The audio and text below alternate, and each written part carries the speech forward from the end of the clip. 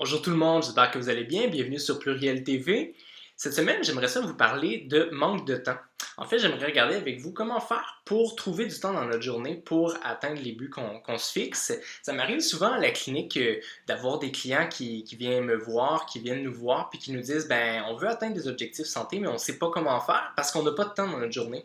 Pourtant, pourquoi qu'il y a des gens qui arrivent, puis d'autres que non, ils n'y arrivent pas? Tout le monde a 24 heures dans une journée. Donc, j'ai un petit truc à vous donner aujourd'hui pour vous aider, en fait, à faire de l'espace, puis à arriver à intégrer soit un mode de vie sain ou que ce soit n'importe quoi d'autre que vous voulez, dans le fond, intégrer dans votre quotidien. Donc voilà mon petit truc, je vous le donne pour trouver plus de temps dans votre journée. Moi, ce que je vous suggère de faire, c'est une liste de priorités. Parce que, ben, je vous donne un exemple. Par exemple, quelqu'un vient me voir à la clinique, veut aller au gym parce qu'il veut perdre du poids. Ben là, j'ai pas le temps. Moi, dans ma journée, j'arrive pas à trouver un moment pour aller au gym, pour faire de l'exercice, aller dehors, faire de la course, quoi que ce soit. Faites votre liste de priorités. Comme j'ai dit tantôt, on a tout le monde 24 heures dans une journée. Pourquoi que des personnes y arrivent puis d'autres y arrivent pas?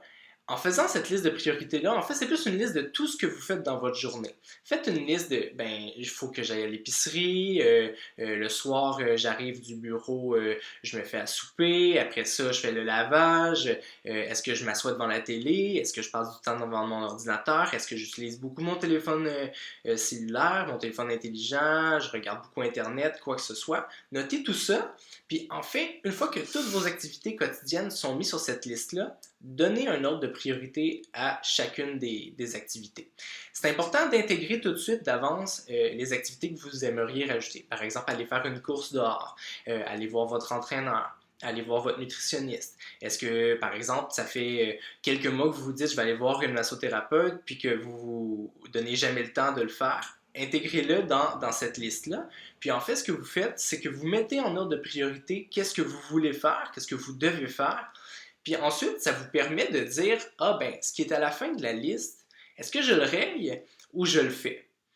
Si je vous donne un autre exemple par rapport à ça, tantôt j'ai parlé de regarder la télé, regarder beaucoup Internet, être beaucoup sur son téléphone intelligent.